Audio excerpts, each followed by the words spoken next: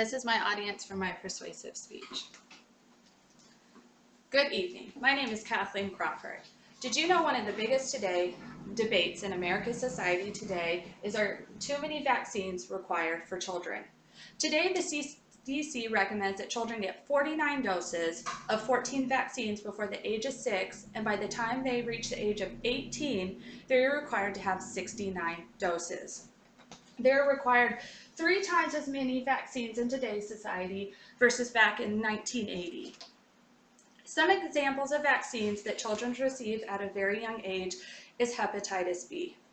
Hepatitis B is usually contracted by having sex with an infected partner or by sharing needles, which infants or babies do not do. So what's the results of vaccines? The cons. One of the cons is that chronic diseases and disabilities in children has increased drastically over the past 50 years. For example, in the 1990s, about 1 in 500 children had autism, and in today's society, about 1 in 50 has autism. According to Frances Page from CNN, she states that she would look at family members, mom, dad, uncles, aunts, siblings, to see if they had any type of disorder, and if they did, then she would alter the vaccines. Allergies in children have also risen. Another thing is that vaccines may not be good for a child's immune system because they need it to be stimulated with these childhood infections to become stronger.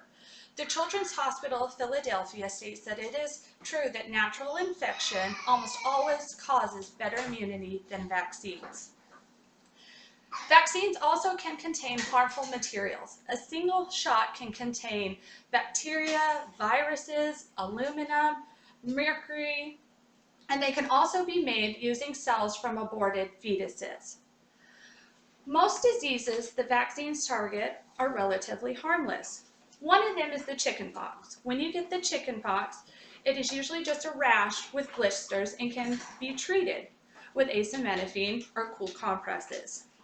The measles is also normally a rash that is accompanied by fever and a runny nose and can be treated with rest. Rubella, also another one, is often just a virus with a rash and low fever and can also be treated with acetaminophen.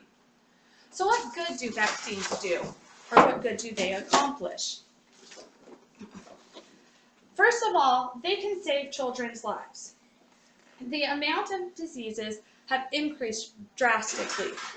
Most childhood vaccines are 90 to 99% effective in preventing disease. The CDC estimated that about 730,000 American children were saved from death.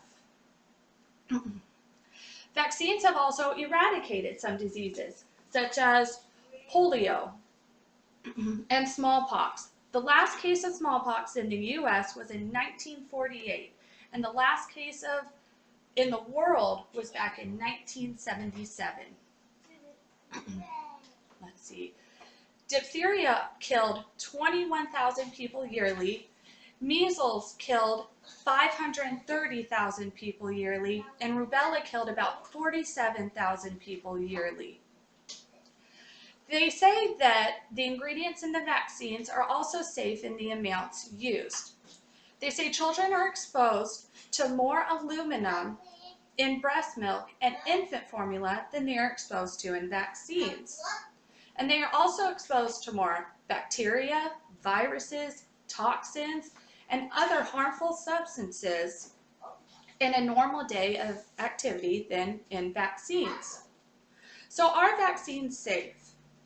Vaccines can cause side effects, but they usually go away within a few days. Some of these side effects include a loss of appetite, slight fever, dizziness, fatigue, but sometimes they can have a more allergic reaction or seizures can happen, but these are very rare.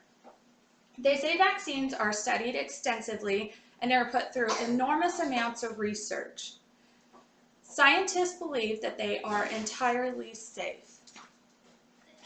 But overall, it is very difficult to compile an even study group to monitor due to the small percentage of people that are unvaccinated. Before mandatory vaccines became common, the risk of infection was also dropping dramatically. And this is in part due to hygiene measures, water purification, better disposal of waste, and better nutrition. Overall, vaccines can save many lives, but may not all be necessary in today's society or need to be given when the child is at such a young age or even a newborn. On the other hand, there are some diseases for which children need to be vaccinated for and are easier to catch than others, and some are more deadly. Thank you for your time, and this is my audience for my speech, for my persuasion speech. Thank you.